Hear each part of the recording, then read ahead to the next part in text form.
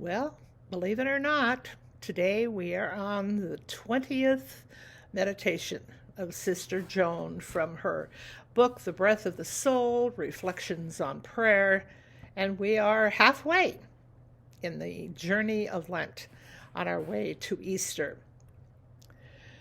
And I think appropriately enough, the section for today is entitled Awareness.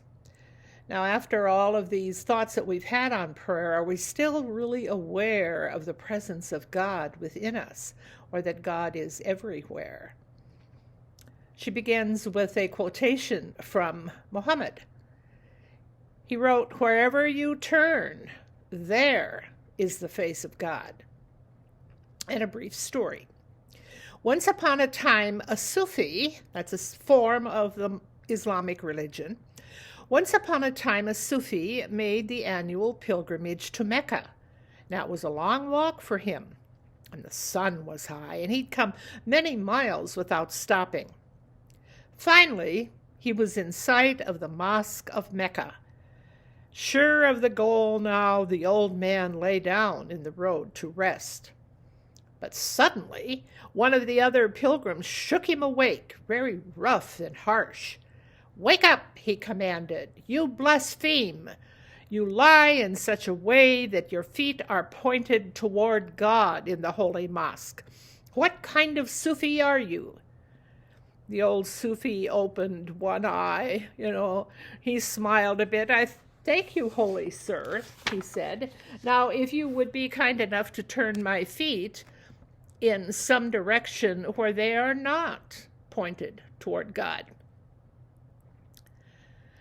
When we still believe that prayer in church is better than prayer on the street or the bus or the beach or the job, we have yet to understand the ever-presence of God.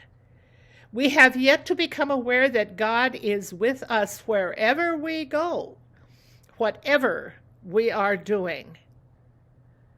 By punctuating every day with a round of choral prayer, the monastic lives in an atmosphere designed to cultivate continual awareness of the presence of God. Brother Lawrence wrote the book Practicing the Presence of God, and where he said, "God is as much with me when I'm washing dishes in the kitchen as when I am at Holy Communion," that God is everywhere. Prayer that is regular is a bridge to awareness. Morning and evening, prayer before and after meals, prayer as we travel, private prayers, all of it calls us to remember what it is that sustains us in this life. How do we call ourselves to some kind of formal recognition of the place of God in our lives? Well, there are many different ways. One of the things that I have begun to use more frequently are what are called the beads of life. They actually I saw them for the first time years ago in Sweden, and they had been started by a Lutheran bishop there. And these are prayer beads. It's rather like a rosary. Call it a Lutheran rosary if you want to.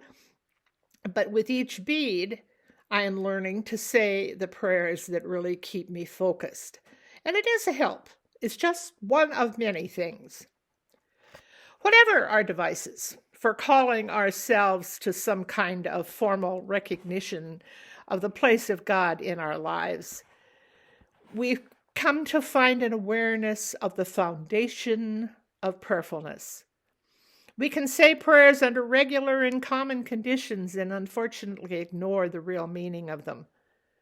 The secret lies in asking ourselves one simple question at every pause point in our lives. What is my life all about? When we get to the point where the answer to the question is always, it is about my life in God, then we are there. God of life, live in my heart so that everything I see speaks to me of you. And from Genesis chapter 26, the same night God appeared to him and said, "I am the God of your father Abraham. Don't be afraid, for I am with you. I will bless you." Amen.